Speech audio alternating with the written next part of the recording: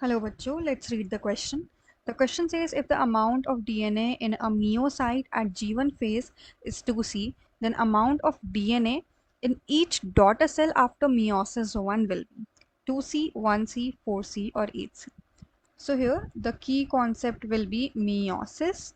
हम ये देखेंगे कि meiosis कैसे affect करता है daughter cells की ploidy को. Alright, so let's start. Question में गिवन है कि G1 फेज में 2C DNA कंटेंट है. So starting with the phases of a cell cycle, the first phase is G1 phase, next comes the synthesis phase, S phase कहते हैं उसको, फिर G2 phase आता है एंड देन लास्ट में M phase आता है. अब हम स्टार्ट करेंगे कि G1 फेज में हमें 2C कंटेंट गिवन है, जो DNA कंटेंट है या अमाउंट ऑफ DNA है, one and the same thing, वो 2C है. हमें पता है एस फेज में डीएनए कंटेंट डबल हो जाता है while the number of chromosomes remain the same.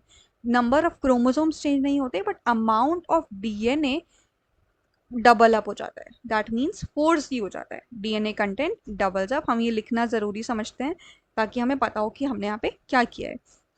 G2 phase में डीएनए कंटेंट कांस्टेंट होता है, ये चेंज नहीं होता. DNA content remains constant.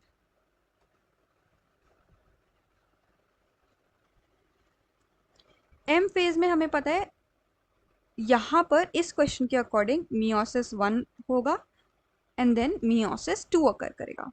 तो अब हम देखते हैं कि मियोसिस 1 एंड मियोसिस 2 के बाद क्या चेंजेस आते हैं इस डीएनए कंटेंट में. स्टार्ट करते हैं मियोसिस 1 से. Let's start from meiosis 1. Meiosis 1 में जो 4C डीएनए कंटेंट है, 4C DNA content divides equally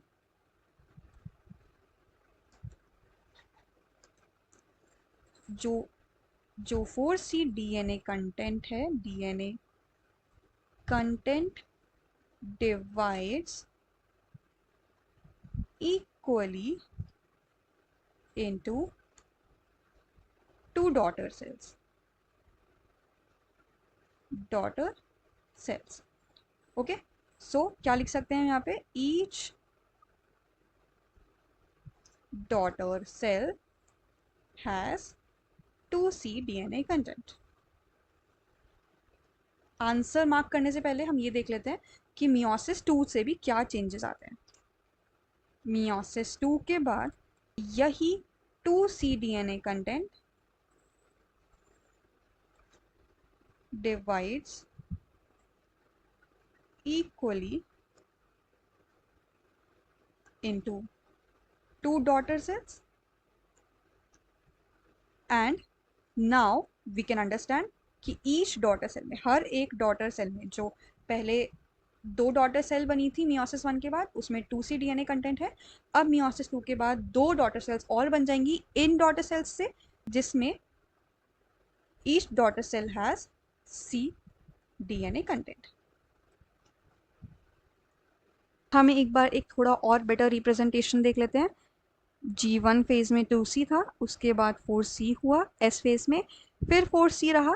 ये 4C 2 डॉटर सेल्स में डिवाइड किया मियोसिस 1 के बाद, जिसकी वजह से डॉटर सेल्स को 2C 2C डीएनए कंटेंट मिला और ये 2C 2C DNA content C DNA content में डिवाइड हुआ.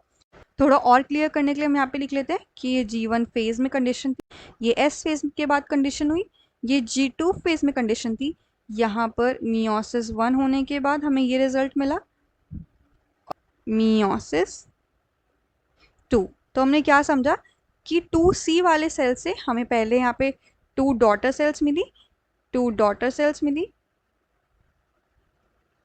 और फिर हमें यहाँ पर 4 डॉटर सेल्स मिली. इन टोटल हमें 4 daughter cells milli after meiosis 1 and meiosis 2. Moving to the actual solution to this answer, the amount of DNA in each daughter cell after meiosis 1 will be option A, that is 2C, क्योंकि यहाँ पे हमें meiosis 1 के बारे में पूछा है, meiosis 2 के बारे में नहीं पूछा है. I hope this video cleared it out. All the best बच्चों.